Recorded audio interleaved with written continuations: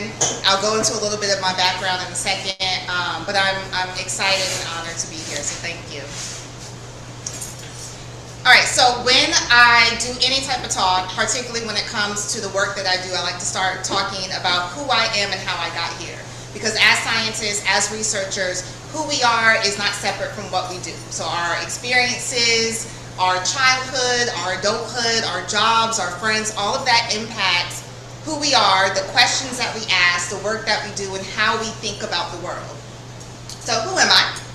I am a farmer. I work in extension. I'm a 4-H agent, and a lot of my work has been around agriculture for a number of years. My grandfather was actually an agriculture professor at Florida A&M University way back in the 40s and 50s, and I've been around agriculture in a lot of different ways for a long, long time. And that has shaped the importance of agriculture to me. So because of my upbringing, you know, it was very common when my mom was cooking dinner to say, go out, get some thyme, get some oregano for, you know, the chicken that I'm about to put on. So the ability to recognize, or the relationship to plants that are edible was very normalized in my life. We had a garden my entire life in our backyard. We had a compost my entire life in the backyard. So a lot of these things were very normal to me, and they really grounded in who I am and how I look at the world. I am also a mother. That is my baby. In the second picture, this is when she was a toddler, right? I have true preteens now, so to all the parents of preteens and teens, with you, you're going to get through this. It is an experience. But I have two beautiful troublemaking babies, and they also shape how I look at the world and how I engage with children and engage with families. My children, to me, had a very normal childhood, right? So they also grew up eating carrots in the yard and picking cherry tomatoes and being able to identify plants. And my daughter would try to save all the armyworms in the yard and put them in the cup. And if you are a grower, armyworms are bad worms. Earthworms are good worms, right? But again, I thought, and my children thought, they had a very normal experience. But when I would engage with other parents or bring other children to my house to interact with my children in the yard, I would see that their experience was not very normal.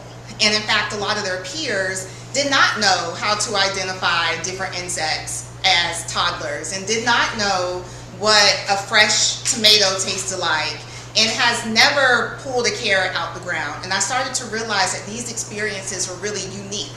While they should have been normalized, they were very unique. I am also an educator. I have been a teacher for well over a decade. I've taught everything from preschool to the collegiate level. I love teaching. Being a teacher is a core to who I am. It's very grounding. It's like my anchor in life. So I love teaching, and we'll talk about how that plays out in the work that I do. And then I'm also from and for the community. So the community raised me.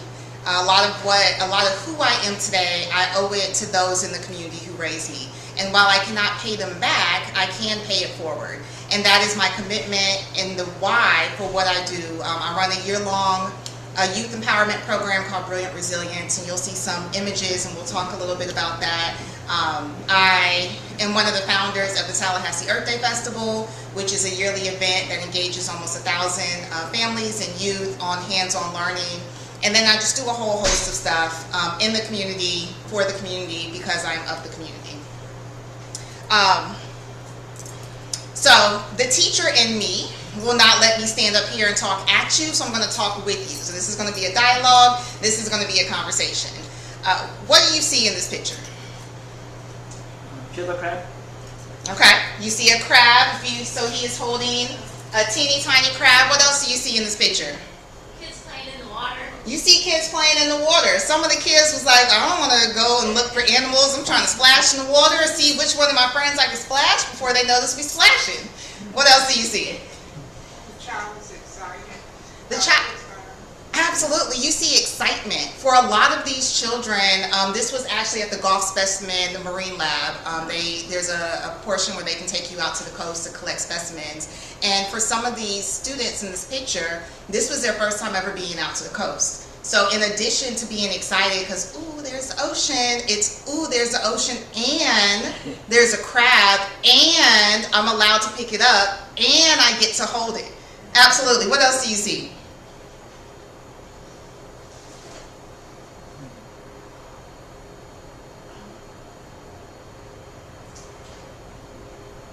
Some adults. Empty shoes left behind because they want to get their feet in the water. Absolutely. You see empty shoes. You see adults in the background.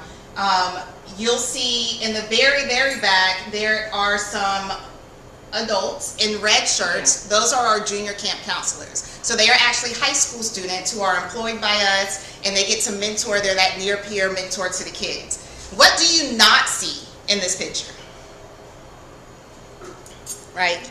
You don't see the research, the intention, the planning that has gone into this. You don't see the years of academic journals that have been written and published, and somebody who decided to get their PhD poured over and over for hours and hours. You don't see the theories that have been in development for years, right? You don't see the research behind it.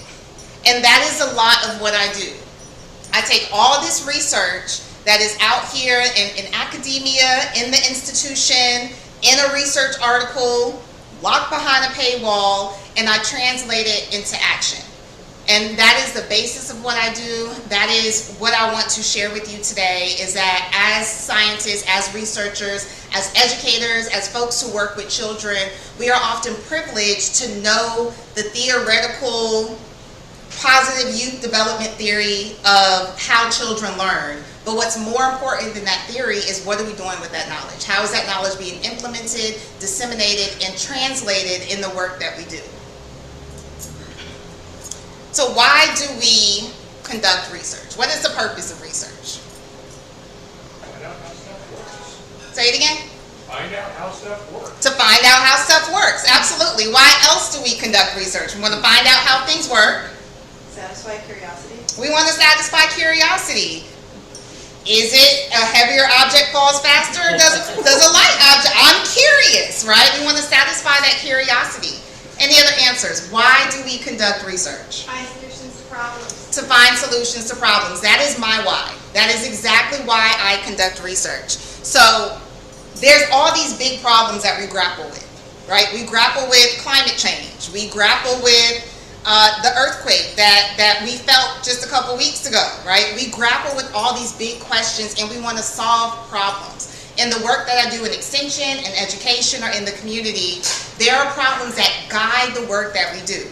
For farmers, how do we keep going with these extreme weathers? How do I plant, knowing that Tallahassee had a snowstorm a couple years ago and then an extreme drought a couple months ago? How do I plant my field to be ready and prepared to deal with that and still be able to make my quota so that I can have a livelihood? All right, we have children who are in like the processed food phenomenon world, McDonald's and Burger King down the street, and that's all we know. I'd rather eat French fries than anything else. How do we get them to eat healthy? We know you're supposed to eat vegetables for 5 servings a day. Originally, you eat 5 servings of vegetables a day. Right? How do we get that to have everybody raise their hand? We have teachers in the room. We have folks who run phenomenal programs in the room. How do you know that your children, that your students are learning in a meaningful way? That the seeds that you plant are going to come to fruition years and years down the line? So those are some of the questions. Those are the why as to why I collect research. And that's really the basis of all research, right? The scientific method is you have a question.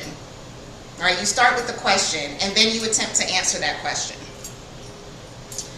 So I have a lot of questions. I have a lot of thoughts. I think all the time. So some of my questions is, what experiences create wonder? So when I'm doing the work that I'm doing, I'm always asking, how can we create that wonder that you saw when the boy had the crab and he was smiling? You saw joy, right? He had never held a crab before. So that moment can spark something in him, that plant a seed that can then come to fruition years later. Why do some children feel like they belong in nature and others do not? So this is a big question that I constantly grapple with. There was a statistic with something like 1 or 2% of national park visitors are black, right? So the question is always like, well, why don't black families, why don't black children go to national parks? Why don't they go to state parks? When I go kayaking down the Wasissa, why am I the only black person out on the river? What is it about this space that so many people, communities of people, feel like they don't belong in nature? And then, how do we solve that, right? How do we mitigate that? How do we get children to care about the environment? So again, we got climate change. Nobody's denying it. I don't think we have climate change deniers in the room. If we do, then we can talk. But how do we get children to care about the climate? How do we celebrate the knowledge that's already in our communities? My research interest is school garden, so I'm a big believer that every school should have a garden, that you can teach any subject in the garden to any age child, 0 through 18, because I've worked with 0 through 18 in the garden, and I promise you every single child has learned something new. So I'm a huge proponent of school gardens. How do we convince the powers that be to fund not just the school gardens, but the school garden educators and the supplies in every single school? And then the larger question that I think keeps me up at night is, how can we help children fall in love with the places that sustain them? We only have one planet. There's other planets out there, but I don't think we're going to relocate the entire population to any planet anytime soon. So how can we raise the next generation to be okay with Earth, to understand the Earth, and then to be able to take care of the Earth?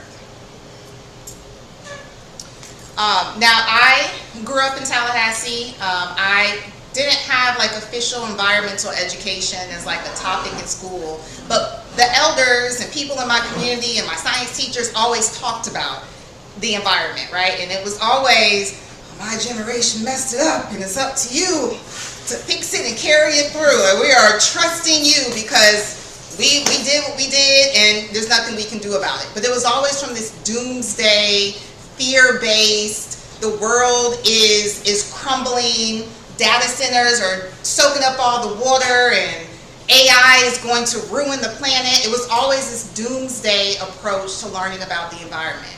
And it did not make me want to go outside. All right? It did not make me want to go plant a tree.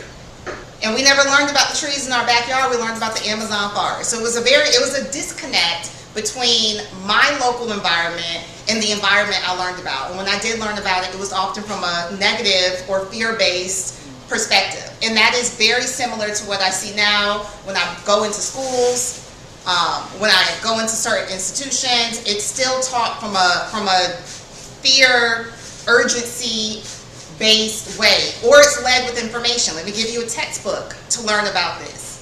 Read an article, read a book, right? So you're either leading with information, leading with urgency, or leading with fear, and that does not create environmental stewards.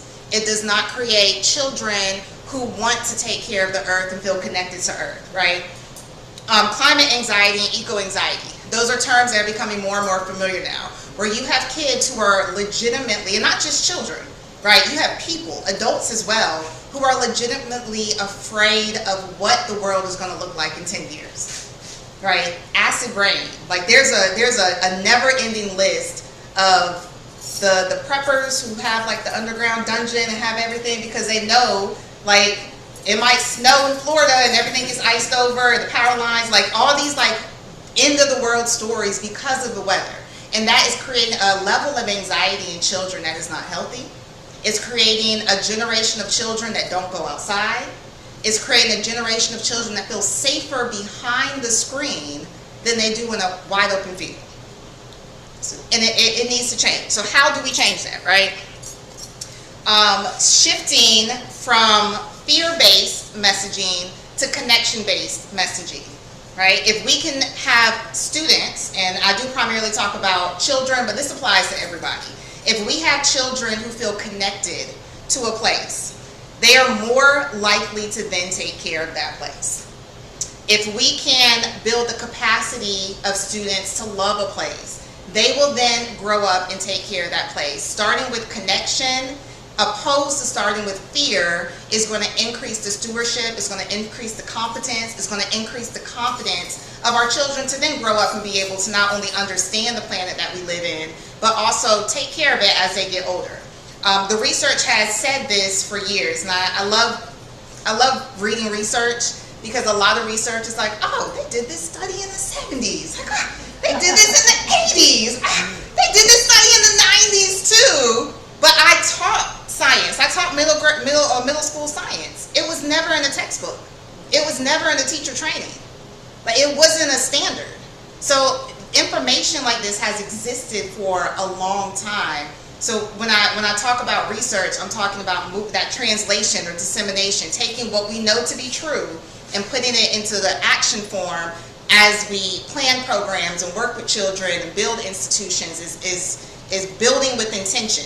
All the stuff that we didn't see in that picture, taking that into account when we plan that opportunity for those children to go to the water. So what I've developed over the course of many years of working in environmental education and agriculture education is a framework that I call the LOVE framework. And this is a research-based framework that can help move children to informed environmental stewards. This is going to help to give them the confidence and the competence to take care of their own space, right? So there are 4 phases of the LOVE framework. The first is love the land, which is simply that, right? We want children to love where they are, all right? Then observe the world. After you love a place, now take note of that place. What's going on in that place? What's growing in that place? How does it feel in that place? Voice their truth, and that is a role that adults can do, is giving youth a platform and a space, a safe space to voice how they feel, to voice what they think. And then the most important part is to empower them with action. And when that's done, then they will love the land. They will observe it with intention. They will voice their truth with intention. And then the action will continue to happen. Then you'll have a cycle of children, of youth, who then grow up to be adults, who again have the confidence and competence to take care of their own space.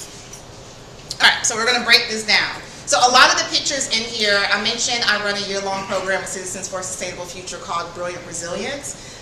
We work with ages or grades 3rd through 8th grade. And then if you see anybody in a red shirt, they are junior camp counselors who are high school students who also go through a year-long leadership training to really be trained in all the research stuff, right? All the things that we don't see, so that when they work with the kids, they can help to cultivate a safe, fun, and inclusive environment for the kids. So the L is love the land, and simply that, right? We know that emotional attachment to a place is a long-term predictor of positive attitudes and behaviors to that place. And we do that in a very simple way. So we don't force science on these kids. We don't make our camp about science. The kids are learning every day and they don't realize it. But we take them outside to places to have fun. It's rooted in joy. We take them to Silver Lake. We took them to the sinkhole over in the caverns to go swimming, just to experience joy in a place. So when I talk about earlier how a lot of black children don't go to green spaces, Dr. Chris Omni has a term called Black Joy in Green Spaces, and that is what we try to cultivate at Brilliant Resilience. So we take these kids to different places in nature just to experience joy. We don't bring a notebook. We're not having them write down the water levels. We just want them to connect to their environment. We take them kayaking, fishing, anywhere that can get them to just love a place. Because once you love a place, you're going to take note of that place. So if we go to the lake all the times and they associate that lake with joy, with summer memories, and they go to that lake consistently, and then they show up to that lake one day and all the tadpoles are gone.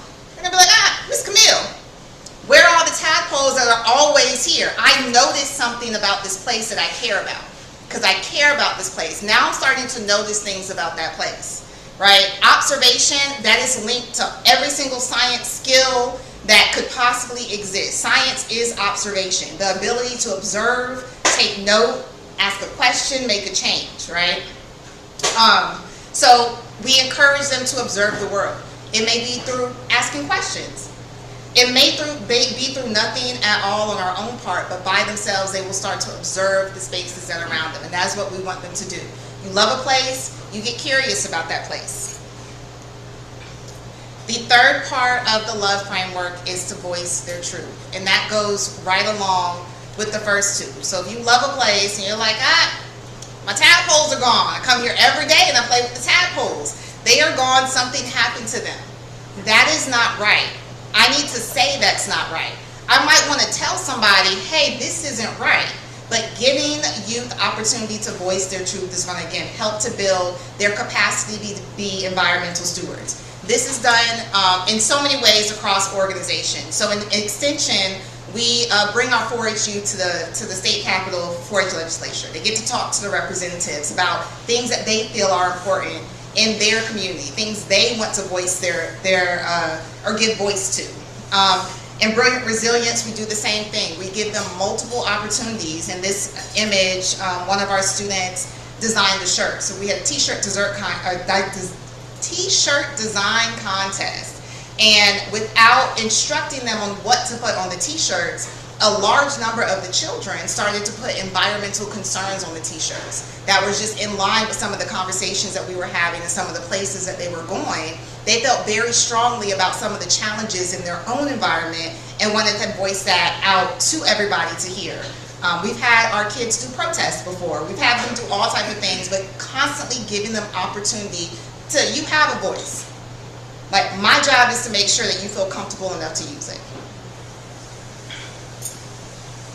And then the last part of the framework is to empower the children with agency, leadership skills, and giving them meaningful opportunities to engage in the environmental solutions, right? So that could be as simple as, we're going to do a trash cleanup at the lake because we found out it's polluted. And I know you love the lake, so let's go clean it up together, right? You told me how you feel, now let's go take some action. When you give students the opportunity to take action on ideas that they find important, that is, again, how you build the confidence and the competence to have informed environmental stewards who will then carry on the work that so many of us do. And this happens across generations, so we often have intergenerational programs. You'll see, again, our junior camp counselors in our red shirt. In 4-H, we have the same exact program. We have high school students who serve as counselors, and they help to mentor the younger students, but they are constantly given opportunities to act. And that's what we want children to do. We want them to act. Even if the act is kind of skewed, well, that's the best thing to do, but we want to encourage them to act.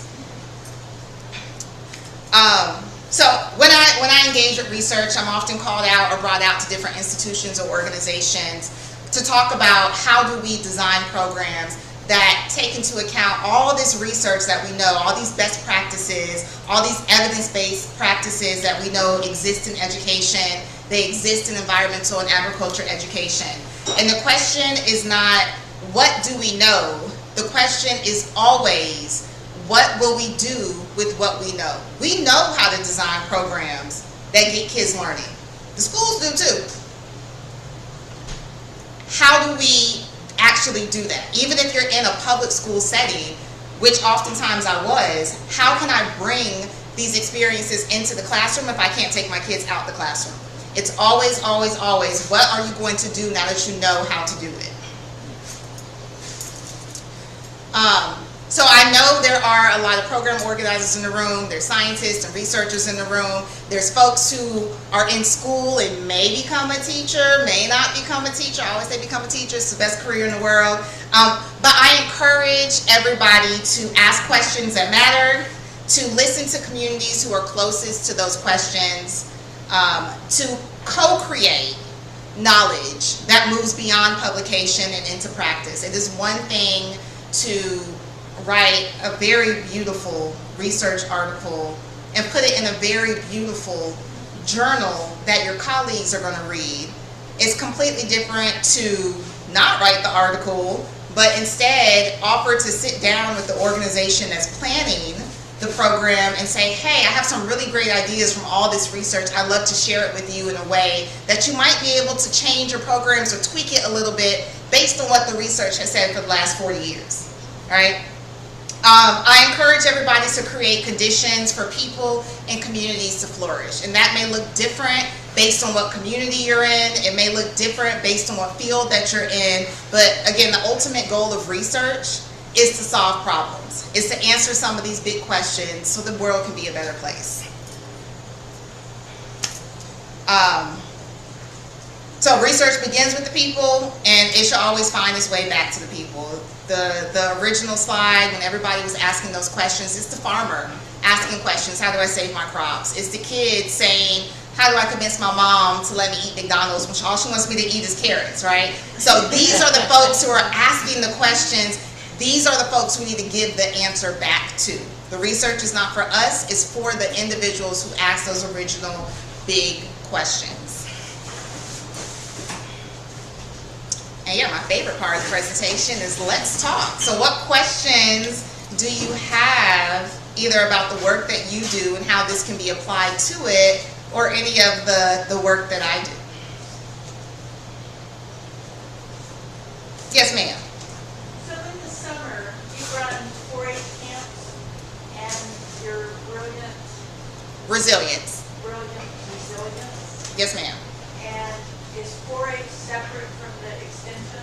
It is. So I work in Jefferson County 4-H, and we primarily serve Jefferson County, which is Madison, Lamont, Acilla. So I do extension in Jefferson County. I'm the director of the center over there, and we host so many summer camps for those kids. We've done a field to fork camp where we took the kids to Johnston's Meat to see how they cut the cow in half, and we've taken them to a couple dairy goat farms and meat goat farms, and then they got steaks, and they got to learn how to grill the steaks, and they got to learn about different cover crops that the animals graze on. We've done a healthy eating kids camp where they learn how to cook. All right, how to cook and how to eat. We have a garden out there. They go outside, they pick vegetables, they learn how to cut with the knife, all the different ways to cut. And we also have a wildlife camp where they do the same thing: air rifle, archery, shotgun, kayaking, fishing. Kids are just outside all day long. Unless it rains, we'll bring them inside. But if it doesn't rain, from the time they get dropped off to the time they come in, they are outside. Well, my question really is, how do you staff all of those camps? Great question. We rely a lot on volunteers. So with 4-H, 4-H is a volunteer ran program. So a lot of the adults who work with 4-H are volunteers. The counselors, and it'll typically be the 4-H agent, and it might be a couple other staff. We partner with a lot of organizations and bring them in to do programming with our kids. And then our counselors in 4-H are also volunteer. They get volunteer hours, the high school students. With Brilliant Resilience, we primarily run off of grants, and we hire folks, typically teachers who work during the school year and don't work during the summer. They are often our counselors. We use grants to run a leadership program with our JCC, so we're able to pay them. And then we partner with other organizations to do programming. So Rethink Energy comes in and does programming with our kids. We go to iGrow Garden. We take a lot of field trips and just kind of rely on folks in the community to pour back into the kids in the community. Awesome. So you have a bus to transport kids? We do. And then you pay, or the county pays for that? Yeah, so we have 2 vans, a 12-passenger van and a 15-passenger van in Jefferson County. So the county purchased the vans, a long time ago.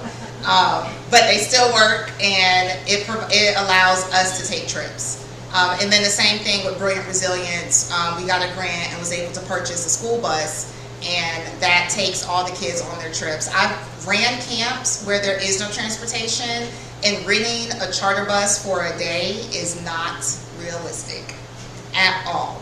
I think one thing that's really important and that we're really trying to work with other organizations to do is shared resources. So we do have a bus, and we know that there's a plethora of camps that need transportation to get places. You can do programming in-house, in a building, in the classroom, and it can still be great. It's just more powerful if students are exposed to their own local economy. So you talked about the watershed tour that you took your kids on, to be able to show the students Cascade Park and all the watersheds along the way, take them to Wakulla Springs, and have them learn about the springs from a tour guide. That's a complete different experience than here's a worksheet that explains what a watershed is. So I'm a fan of shared resources, and that's something that I'm always working with other organizations to do. Do you partner with TSC or any of the other local colleges for like student internships? We have a student at the Extension Center from ABAC in Georgia. We have not partnered with TSC in the work that I do in Tallahassee, but we're always looking to bring on partners because it's not, the work that we do is not something that one organization can do by themselves. So we're constantly looking. We have partnered with FSU's educational psychology program. They have a fellowship called Purpose, which is an educational research fellowship. And we've brought fellows in to learn how to do educational research. And we've partnered with FAMU in a couple different departments, but we're always looking for more partners at all times. Yeah, you were mentioning about not seeing, many children in that at the national parks, right, African American. And are you familiar with Doug Tallamy's, it's called Homegrown National Parks?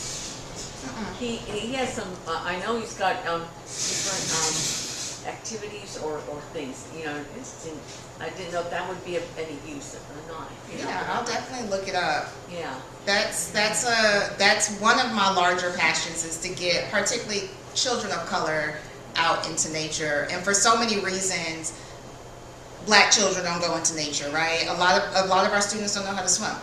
All right, we go to a body of water at least twice a week, and a lot of our kids don't know how to swim, but their parents don't know how to swim. Right. And when their parents could learn how to swim, everything was segregated, and they had no access to pools or beaches. So the trickle-down effect of segregation is still felt in our communities, and those are things that we are actively working against. We've taken our kids to places that used to be white-only places, where there are Confederate flags hung, and our kids were scared to get off the bus, and we had to be like, we belong here too. We're not going to let nothing happen to y'all. Let's go and enjoy this spring, right? So those are just challenges that we're constantly working through. Yes, ma'am. Is the resilience program located? Is that in Leon County? The So- resilience program? Yes, ma'am. We are located in Tallahassee. We're actually based out the College of Engineering. We've been based out the College of Engineering for the past 2 years now.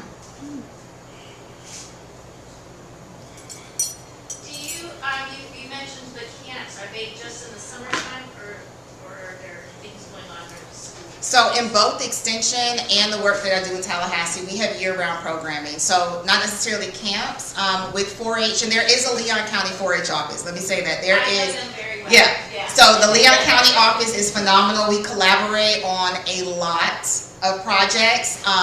And they have community clubs. So my daughter is actually in the Leon County 4-H, and she's part of the goat club. She shows dairy goats.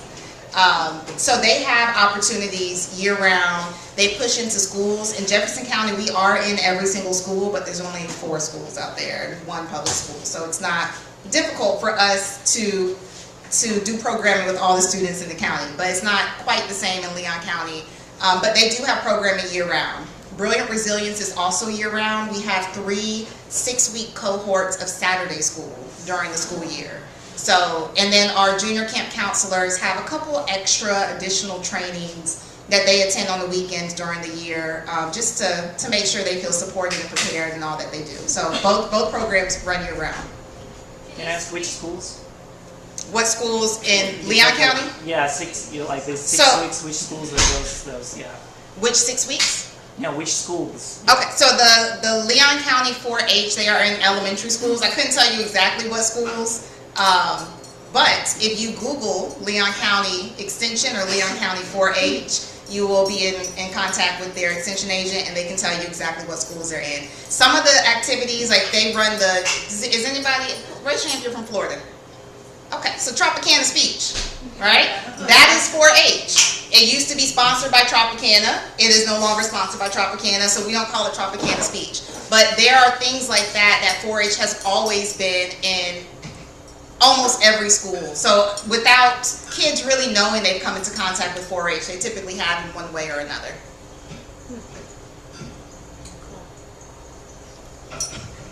Can you speak a little bit more about the leadership training that you do with the high schoolers? Absolutely. So with our high school students, we do kind of like ages and stages. So we teach them youth development so they can understand what is it like to be a 9-year-old, or try to remember what it was like to be a 13-year-old or a 12-year-old.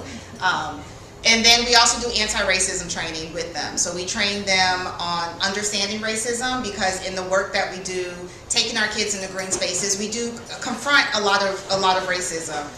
We've gone to plantations for events, right, that have been held in plantations. We've had to talk to kids through that. We've taken our kids to the Montgomery Museum, and our junior camp counselors are trained to talk in the Lynching Museum, for those who are not familiar with the museum that's in Montgomery, Alabama. Our junior camp counselors are trained to talk the kids through this. They also undergo environmental education trainings where they learn how to advocate for themselves as well. And then they also have civic training, so that if they want to go to a commissioner meeting and share their thoughts on a topic, they are trained to do so and know how to give a 3-minute speech about their voice, right? So they are trained in several different ways.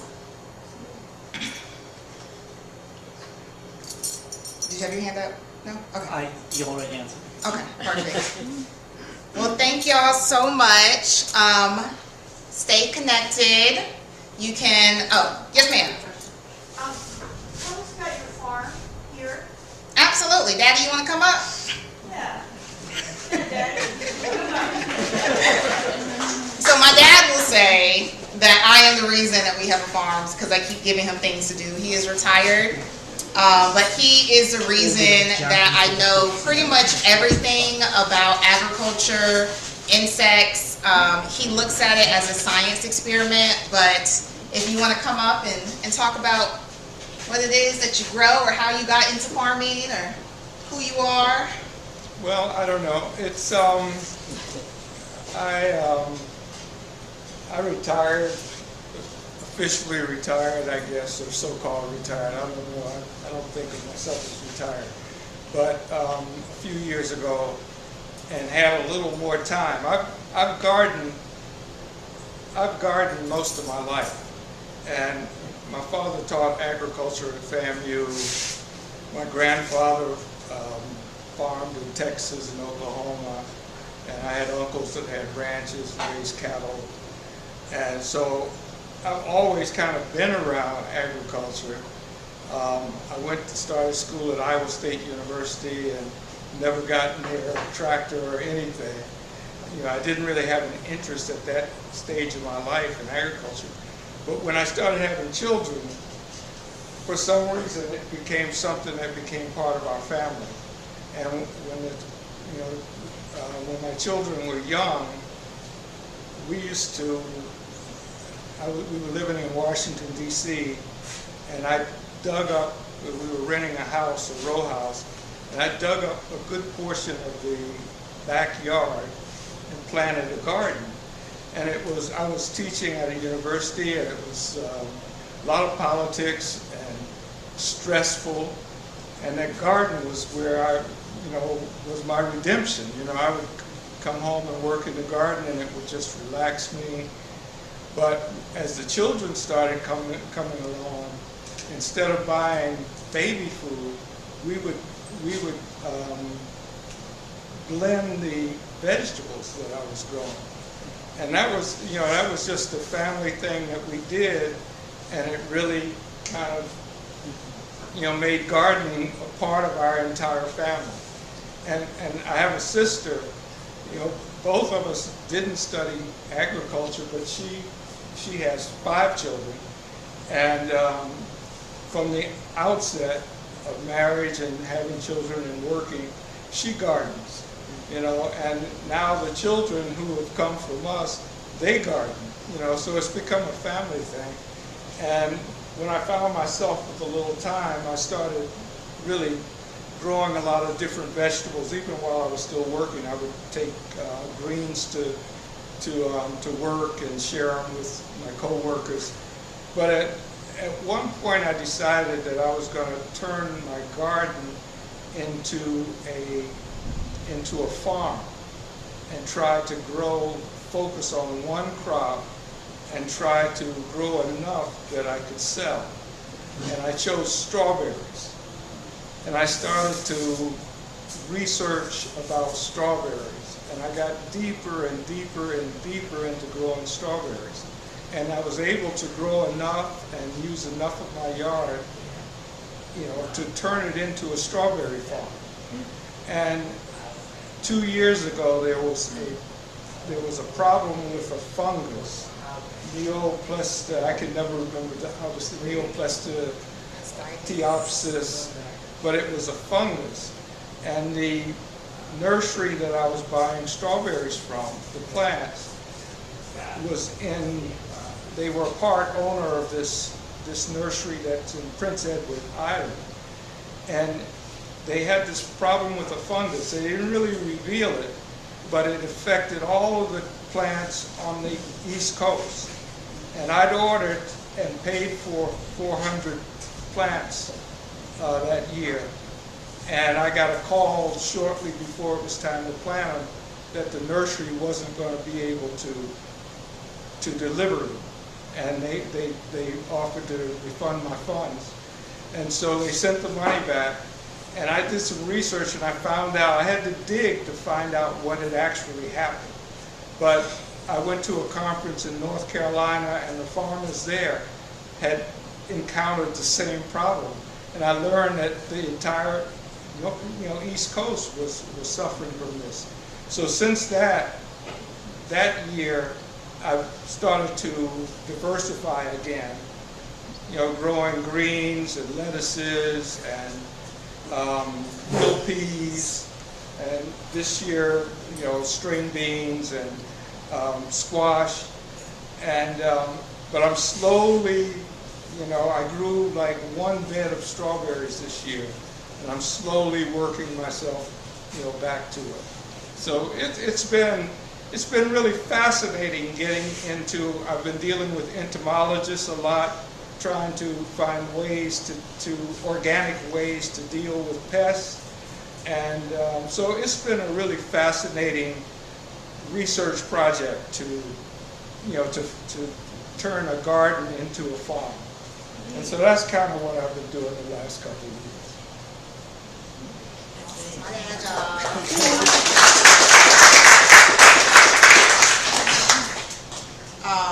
So thank you to everybody who came out. I don't know. Okay, thank you. Yes.